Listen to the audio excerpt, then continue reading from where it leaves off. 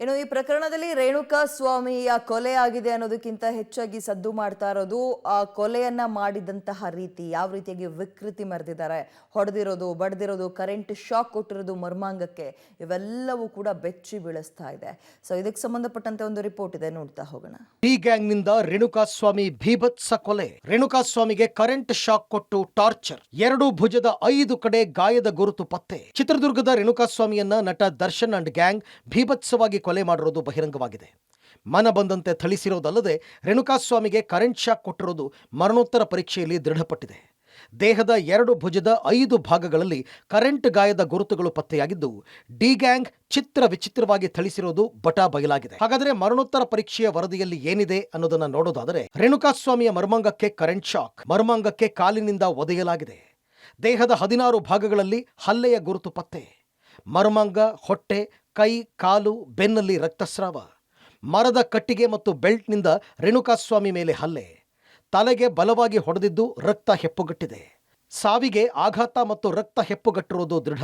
ರೇಣುಕಾಸ್ವಾಮಿ ಕೊಲೆ ಪ್ರಕರಣದ ಆರೋಪಿಗಳನ್ನು ಮತ್ತೆ 5 ದಿನ ಕಸ್ಟಡಿಗೆ ಪಡೆದು ಪೊಲೀಸರು ಡ್ರಿಲ್ ಮುಂದುವರಿಸಿದ್ದಾರೆ. ಎಲ್ಲಾ ರೀತಿಯ ಸಾಕ್ಷ್ಯಗಳನ್ನು ಕಲೆ ಹಾಕಿದ್ದು, ದೋಷಾರೋಪ ಪಟ್ಟಿ ತಯಾರಿಸಲು ಪೊಲೀಸರು ಸಿದ್ಧತೆ ನಡೆಸುತ್ತಿದ್ದಾರೆ. ಮೊಬೈಲ್ ಪಾಸ್ವರ್ಡ್ ನೀಡಲು ಕೆಲ ಆರೋಪಿಗಳು ತಕರಾರು ಮಾಡಿದ ಹಿನ್ನೆಲೆಯಲ್ಲಿ ಡೇಟಾ ರಿಟ್ರೀವ್ ವರದಿಗಾಗಿ ಅಧಿಕಾರಿಗಳು ಕಾಯ್ತಾ ಇದ್ದಾರೆ. ರಿಟ್ರೀವ್ ವರದಿ ಬಳಿಕ ಮೊಬೈಲ್ನಲ್ಲಿದ್ದ ಸಾಕ್ಷ್ಯಗಳ ಆಧಾರದ ಮೇಲೆ ಮತ್ತೆ ವಿಚಾರಣೆ ಮುಂದುವರಿಯಲಿದೆ. ಹಾಗಾದರೆ ಡಿ ಗ್ಯಾಂಗ್ ಅನ್ನು ಮತ್ತೆ 5 ದಿನ ಕಸ್ಟಡಿಗೆ ಪಡೆಯಲು ಕಾರಣಗಳೇನು ಅನ್ನೋದನ್ನು ನೋಡೋದಾದರೆ, ಆರೋಪಿಗಳು ಮತ್ತೆ 5 ದಿನ ಕಸ್ಟಡಿಗೆ ಕಾರಣಗಳೇನು? 17 ಮಂದಿ ಆರೋಪಿಗಳ 10 ಮೊಬೈಲ್ಗಳು ಜಪ್ತಿ. ತಾಂತ್ರಿಕ ಅಂಶಗಳ ಆಧಾರದಲ್ಲಿ ಸಾಕ್ಷ್ಯಾಧಾರ ಸಂಗ್ರಹಿಸಲು ಕಾಲಾವಕಾಶ. ಸಾಮಾಜಿಕ ಜಾಲತಾಣ ಖಾತೆಗಳ ವಿವರ ಪಡೆದು ಮಾಹಿತಿ ಸಂಗ್ರಹ. ಕೃತ್ಯದ ಸಂದರ್ಭದಲ್ಲಿ ಆರೋಪಿಗಳು ಧರಿಸಿದ್ದ ಬಟ್ಟೆ ಜಪ್ತಿ. ರೇಣುಕಾಸ್ವಾಮಿಯ ಬಟ್ಟೆ, ಚಪ್ಪಲಿ ಎಸೆದಿರುವ ಸ್ಥಳ ಗುರುತಿಸಿ ಮಹಜರು. ರೇಣುಕಾಸ್ವಾಮಿ ಮೊಬೈಲ್ ಬಗ್ಗೆ ಆರೋಪಿಗಳ ವಿಚಾರಣೆ. ಚಿತ್ರದುರ್ಗ, ಮೈಸೂರಲ್ಲಿ ಸ್ಥಳ ಮಹಜರ್ ನಡೆಸಲು ಪ್ಲಾನ್. ಈಗಾಗಲೇ ಆರೋಪಿಗಳ ಶರಣಾಗತಿ ಸಂಬಂಧ ಸುಪಾರಿ ನೀಡಿದ್ದ 30 ಲಕ್ಷ ಜಪ್ತಿ. ಶೆಡ್ನಲ್ಲಿ ಕೃತ್ಯಕ್ಕೆ ಬಳಸಿದ್ದ ಮರದ ರಿಪೀಸ್ ಪಟ್ಟಿ ಸೇರಿದಂತೆ ಇತರೆ ವಸ್ತುಗಳ ಜಪ್ತಿ, ತನಿಖೆ. ಇಷ್ಟೇ ಅಲ್ಲದೆ ಡೆವಿಲ್ ಗ್ಯಾಂಗ್ ವಿರುದ್ಧ ಮತ್ತಷ್ಟು ಸಾಕ್ಷ್ಯ ಸಂಗ್ರಹಕ್ಕೆ ಪೊಲೀಸರು ಹೊಸ ಟೆಕ್ನಾಲಜಿ ಬಳಕೆಗೆ ಮುಂದಾಗಿದ್ದಾರೆ.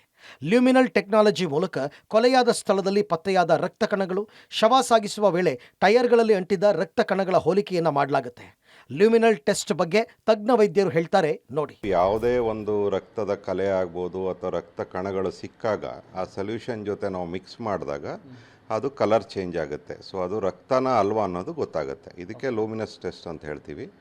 ಈವನ್ 10,000ದಷ್ಟು ಡೈಲ್ಯೂಷನ್ ಇದ್ದರೂ ಕೂಡ, 1-2 ರಕ್ತ ಕಣಗಳಿದ್ದರೂ ಕೂಡ ಅದು ರಕ್ತನ ಅಲ್ವಾ ಅನ್ನೋದನ್ನು ಪತ್ತೆ ಮಾಡ್ಬೋದು. ಅದನ್ನು ಫೊರೆನ್ಸಿಕ್ ಟೀಮ್ ಅವರು ಅದನ್ನು ಕಲೆಕ್ಟ್ ಮಾಡ್ಕೋತಾರೆ, ಆ ಸ್ಯಾಂಪಲ್ನ. ನೋಡಿ, ಇದು ಯಾವುದೇ ರಕ್ತ ಆದರೂ ಕೂಡ ಪಾಸಿಟಿವ್ ಬರುತ್ತೆ. ಅದು ಈವನ್ ಅನಿಮಲ್ ಬ್ಲಡ್ ಆದರೂ ಕೂಡ ಪಾಸಿಟಿವ್ ಬರ್ಬೋದು. ಒಟ್ಟಾರೆ ಡಿ ಗ್ಯಾಂಗ್ನ ಕರಾಳ ಮುಖ ಬಗೆದಷ್ಟು ಬಯಲಾಗ್ತಾ ಇದೆ.